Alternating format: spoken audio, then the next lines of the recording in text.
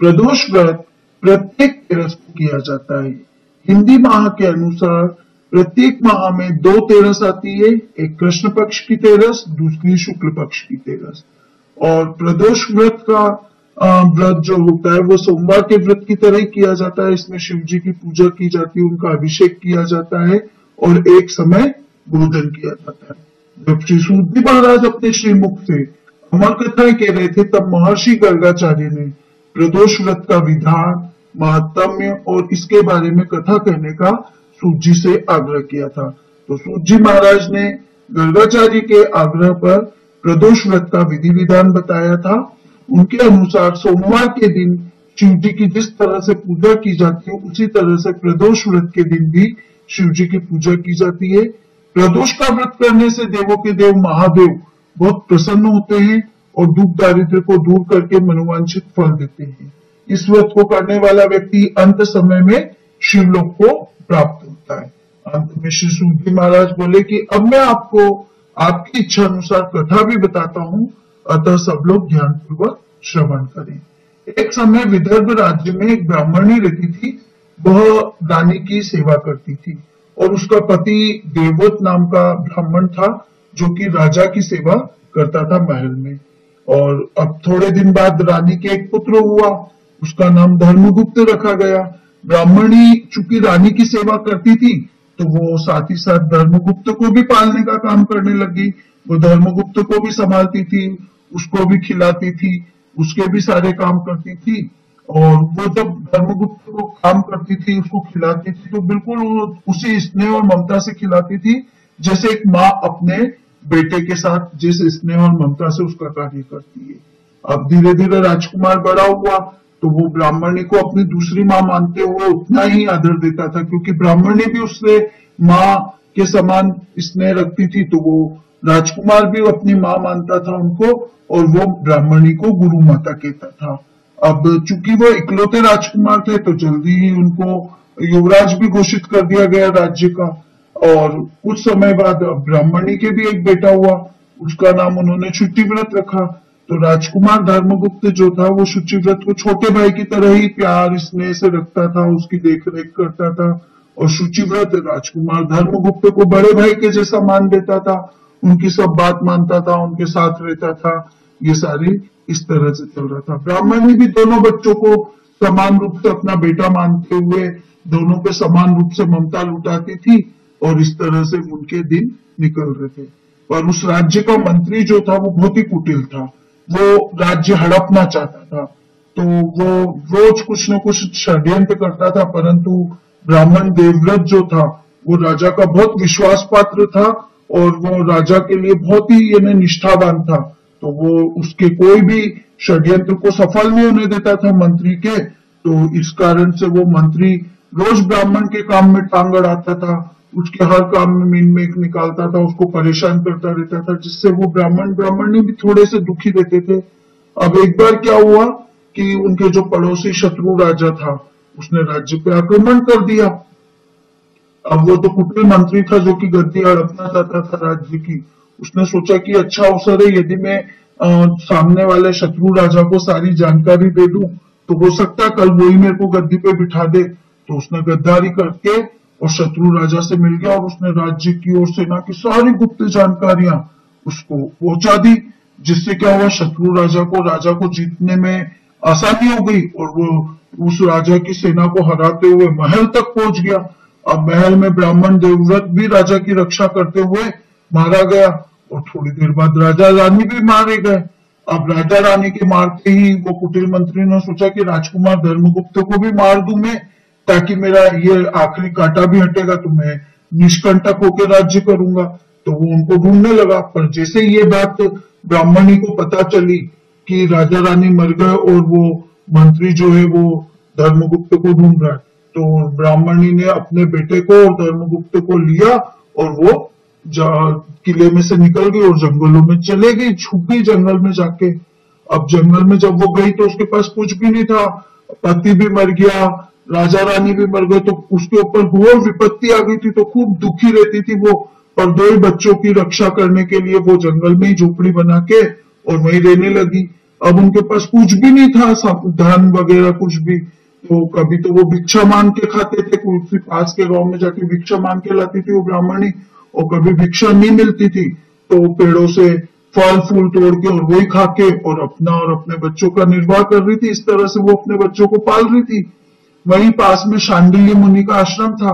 तो एक दिन उसको जैसे ही पता चलता ब्राह्मणी को, तो वो अपने दोनों बच्चों को लेके, दोनों पुत्रों के साथ शांडिल्य मुनि के आश्रम में पहुंच जाती है और मुनि को दंडवत प्रणाम करके और अपनी दुख भरी कथा सुनाती है कि मैं फला राज्य के, यानी विदर्भ देश के राजा में का बेटा मेरे साथ है और मैं वहां पे उनके बेटे को पालती थी। इस तरह से सारी बात बताती है। तो ये सुन के उनको ऋषि को दया आ जाती है उसके ऊपर।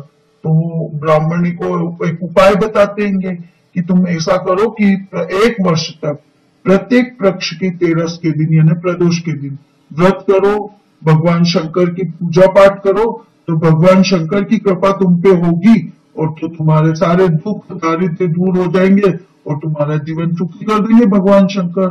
शांडिल्य ऋषि की बात सुनती है तो उसको, ब्राह्मणी को लगता है कि मैं तो वैसे भी कई बार, हम तो कंदमूल खा के ही समय बिताते हैं, तो क्यों नहीं मैं व्रत कर लूं, हो सकता है भगवान को हम पे दया आ जाए और हमारे दिन ठीक हो जाए।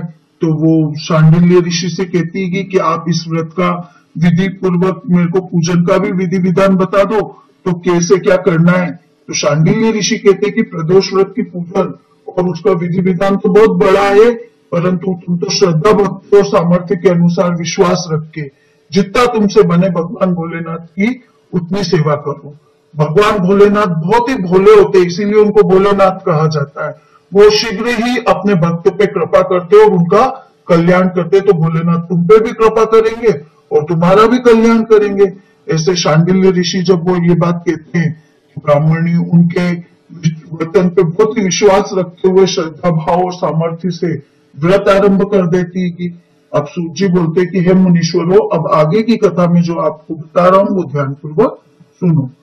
थोड़ा समय व्यतीत होता जाता है तो ब्राह्मण वो रोज भगवान की, शिव जी की कथा करते हैं, पाठ करते हैं और इस अभिषेक करते वगैरह, उनकी पूजा करते। तो थोड़ा समय व्यतीत होने पर ब्राह्मणी का छोटा लड़का एक बार तालाब में स्नान करने जा रहा था, तो भगवान शंकर उनसे प्रसन्न हो चुके थे। तो रास्ते में उसके स्वर्ण मुद्राओं से भरा एक कलश उसको दिखाई देता है। तो वो कलश उठा के अपनी माँ के पास आता है। तो उसकी माँ जैसे ही उस कलश को देखती तो कहती कि दो भाई आधा आधा बांट लो आपस में। तो बड़ा भाई धर्मगुप्त मना कर देता है कि नहीं, मैं ये धन नहीं ले सकता, इस पे मेरा कोई अधिकार नहीं है। यदि भगवान शंकर मेरे से प्रसन्न होंगे, उनकी कृपा मेरे पे होगी, तो मेरे को भी धन प्राप्त होगा। अब इस तरह से थोड़ा समय और बीत जाता है। अब दोनों भाई एक दिन ऐसे घूमते घूमते जंगल में बीचों बीच पहुंच जाते हैं। वहां पे उनको बहुत सारी सुंदर सुंदर लड़कियां खेलती हुई दिखाई देती है, कन्याएं अटखेलियां करती हुई दिखाई देती है। वे सारी कन्याएं गंधर्व कन्या होती है, पर उनको तो पता नहीं होता ऐसा। अब उन सबको कन्याओं को देख के शुचिव्रत बोलता है कि मैं स्त्रियों के बीच में नहीं जाऊंगा। तो ऐसा कह के वो तो वहीं दूर एक कोने पे रुक जाता है। अब बड़ा भाई धर्मगुप्त उन कन्याओं के समूह में पहुंचता है। वो पता लगाना चाहता है कि ये है कौन, या कैसे आई, क्या करती है वगैरह। अब वो धर्मगुप्त चूंकि राजा का बेटा होता है तो वो बहुत सुंदर दिखाई देता है। तो उन गंधर्व कन्याओं में भी जो एक कन्या थी जिसको कि आप नहीं कह सकते कि उनकी नेता थी या उनके राजा की बेटी थी, वो आगे जाती और उससे कहती कि आप कौन हो और इस वन में आपका आगमन कैसे हुआ। तो वो राजपुत्र जो रहता है धर्मगुप्त, वो बोलता है कि मैं तो विदर्भ देश का राजकुमार धर्मगुप्त हूँ और मेरे पिता की हत्या करके हमारे शत्रुओं ने माता पिता को हत्या कर दी और मेरा राज्य हड़प लिया। तो मेरी गुरु माता जो है वो मुझे और उनके पुत्र को लेके यहाँ वन में रह रही है, तो हम तो यही वन में रहते हैं।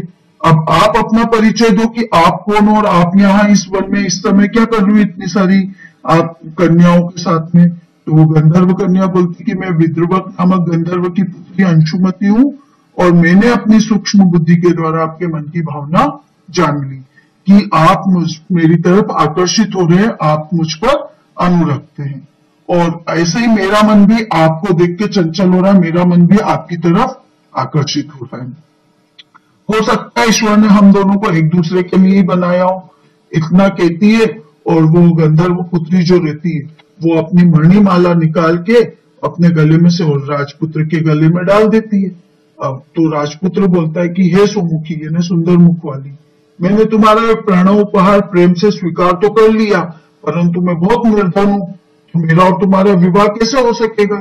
तो अंशुमति बोलती कि हे राजपुत्र, आप कोई चिंता मत करो, मुझे ऐसा विश्वास है कि मेरे माता पिता आपको देखेंगे तो बहुत प्रसन्न होंगे और वो विवाह की स्वीकृति भी दे देंगे। आप कल सवेरे यहाँ आना, मैं भी मेरे पिताजी को लेकर आऊंगी, आपसे मिलवाऊंगी। तो इतना सुन के राजपुत्र उस गंधर्व कन्या से विदा लेके वो भी चल जाता और गंधर्व कन्या भी चल जाती है। अब वो राजपुत्र यानी आता है घर और घर आके अपनी माँ को सारी बात बताता है। तो और दूसरे दिन वो राजपुत्र भगवान शिव जी की पूजा करके अपने भाई शुचिव्रत को साथ में लेके वापस वन में उसी जगह पे जाता है। उधर वो गंधर्व कन्या अंशुमति भी अपने पिता विद्रुवक को सारी बात बता के और उनको साथ लेके वहीं जंगल में आती है। गंधर्व राज जब जैसे उस राजपुत्र को देखता है तो वो बहुत प्रसन्न हो जाता है और वो ये कहता है कि तुम ही मेरी पुत्री के लिए योग्य वर हो और श्रेष्ठ वर हो, मैं तुमसे अपनी पुत्री का विवाह करना चाहता हूँ। और वो गंधर्व राज उसकी पुत्री का विवाह उसके साथ कर देता है। चूंकि वो राजपुत्र होता है तो गंधर्व राज वो बात समझते हैं, तो वो उसके साथ दहेज में खूब हीरे मोती सोना चांदी हाथी घोड़े लाव लश्कर दासियां वगैरह खूब देते हैं और साथ ही साथ उसको एक वचन भी देते हैं कि तुम यदि अपने शत्रु को परास्त करना चाहते हो तो मेरी सेना को लेकर तुम अपने राज्य को वापस प्राप्त कर सकते हो। तो राजकुमार धर्मगुप्त को भी लगता है कि मेरे पास यदि सेना हो तो मैं वापस से सेना से के साथ आक्रमण करके अपना राज्य वापस प्राप्त कर सकता हूँ।